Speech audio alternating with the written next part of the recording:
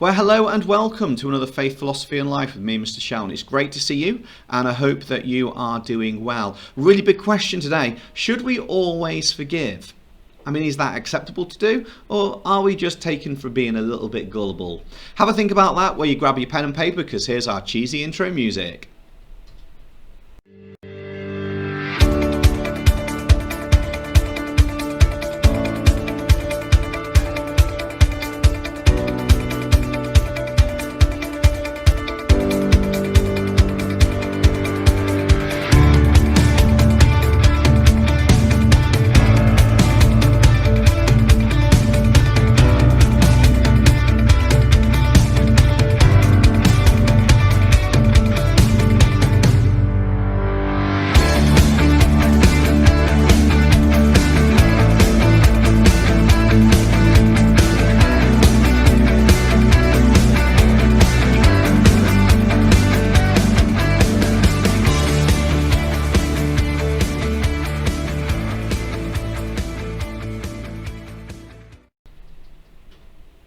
Okay, so forgiveness is a really difficult one. I'm sure in our lives we've all had to forgive other people. Maybe we've been told to, and we do it begrudgingly and say, "I'm really sorry, I accept your apology." And, you know, we're obviously not massively happy about it. But what about when it's about murder? What about when it's something really, really, really hard that we have been really, really hurt through? And today we're going to explore how Christian belief about forgiveness is important in difficult times. So make sure you've got the title written down and the date. It's going to be good if you can give at least 2 Christian teachings about forgiveness and explain an example of who's chosen to forgive. Great if you can give at least 3 examples of Christian teachings about forgiveness and give an example of a Christian who's chosen to forgive, referring back to specific beliefs. And even better if you can give a go at an exam answer, because ultimately that is why we're doing what we're doing. Yes, it helps us in life and we need to know this information, but obviously we're aiming towards an exam at the end of this as well. So you need to know how it fits together. So we're going to look at some Bible quotes. We've got a media clip with someone called Anthony Walker and G. Walker. There's a worksheet to complete and there's a B question as well. So let's just start looking at these. I would like you to have a think. Would you forgive in these 2 situations or not, and why? Maybe send a message to a friend on WhatsApp or Messenger, say, "I'm doing this lesson on faith, philosophy and life, Mr. Shelton. I don't think I forgive this. What do you think?" And get a little discussion going. Maybe make a few notes in your book as well. When you've done that, come back to me.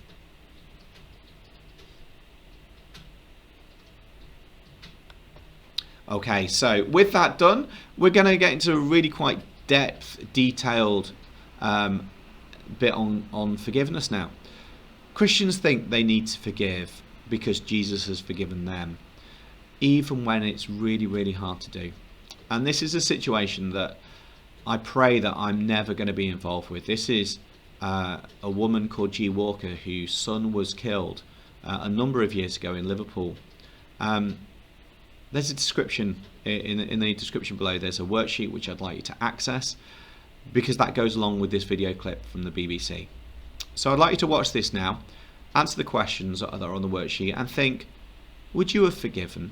Do you agree with her? Because this is a really good case study that you can use. So let's watch this together.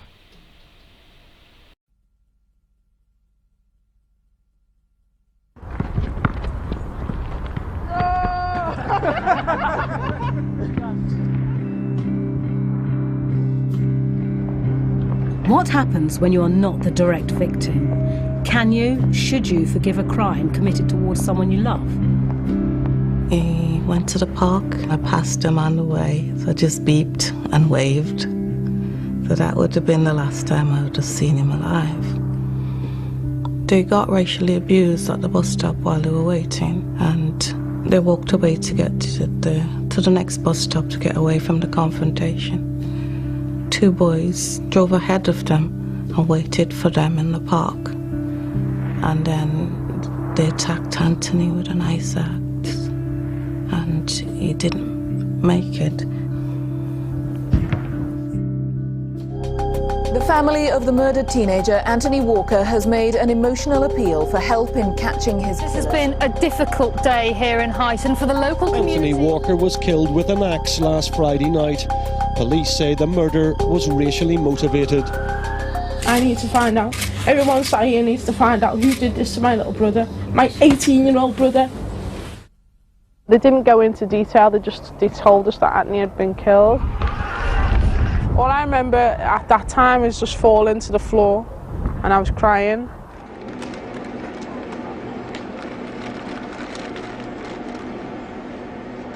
He had a lot of potential. He just loved playing basketball. He was a nice guy.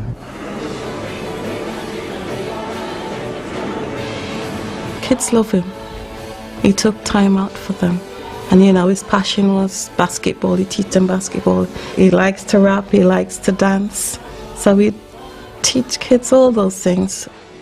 Whenever I talk about him, it brings a smile to my face, because when we were growing up, we were sort of the terrible two. So we used to do everything together. We could play football, but I was better. But it's just an ordinary guy who had that little something special. Detectives are questioning another 2 men arrested at Liverpool Airport last night. The 2 young men were immediately arrested on suspicion of murder. When I found out what happened, and then I found out who actually did it, I'd known them since school. One of the boys, in fact, I'd known since from nursery all the way up until year 7.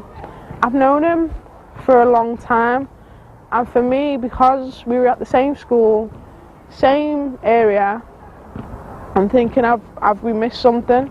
Is there something that we've missed? I seen those children grow up together. I saw them in the playground and sports day playing together.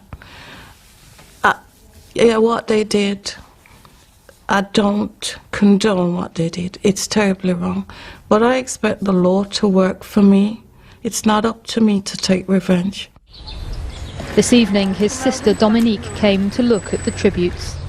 Well, I've been here and back all day, so I just want to say thank you to everybody from the family. It's helped us a lot. There's a lot of support from the community, a lot of support from everybody. I was approached by a reporter, and he asked me if I could find it in my heart to forgive the killers of Anthony, knowing that I'm obviously a woman of God, a woman of faith.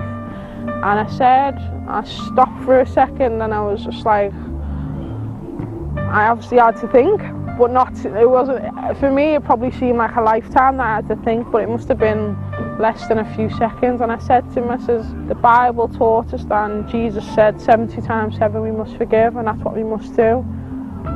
And then the whole place went quiet, because everyone else was just looking at me as if to say, oh my gosh, does she realise what she just said?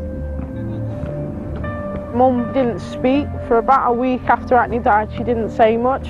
She was just wrapped up in grief.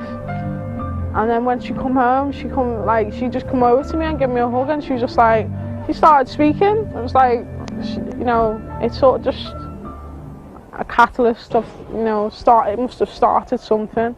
Forgive those who sin against you as we forgive. We expect to be forgiven. That's why I chose to forgive. When you lose someone that you love, it hurts so much, and the pain is constant. The way I portray it, it's like having a bag or a suitcase, and you're packing anger, you're packing bitterness, resentment, revenge, and all the things that goes with unforgiveness. And I believe it's heavy weight. So I think if you offload the anger, offload the bitterness, offload the anger, and all the things that goes into planning the revenge and carried it through, that's too much. And losing my Anthony, that is a big weight to carry. And taking on those, too much for me. It would have been too much. So I chose that I do not wish to take on that. And it does help the healing process. It does help. If you harbour unforgiveness and anger and bitterness, it makes you unwell, I'd say. It's not healthy. I wouldn't say it's healthy to do that.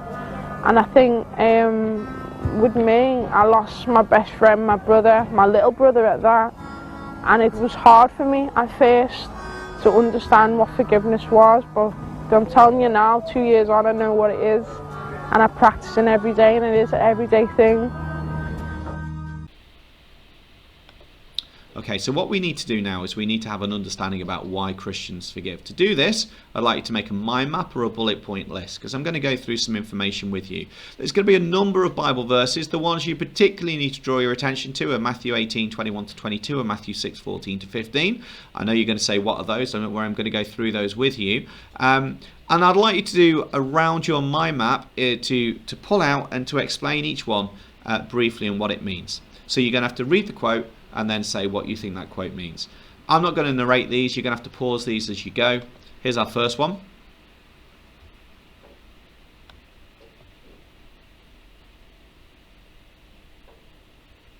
Our second one.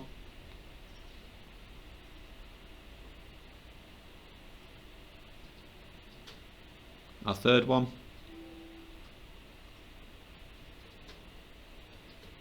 Our fourth one.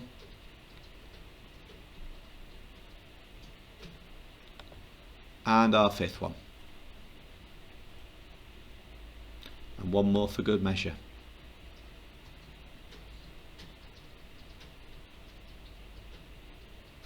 Okay, so with that information done, in the description below, I'm sure you've already seen that there's a link to a worksheet which I'd like you to access. There's quite a few questions on that. This is going to take you 20-25 minutes or so for you to do. So give that a go and then come back to me when you're done.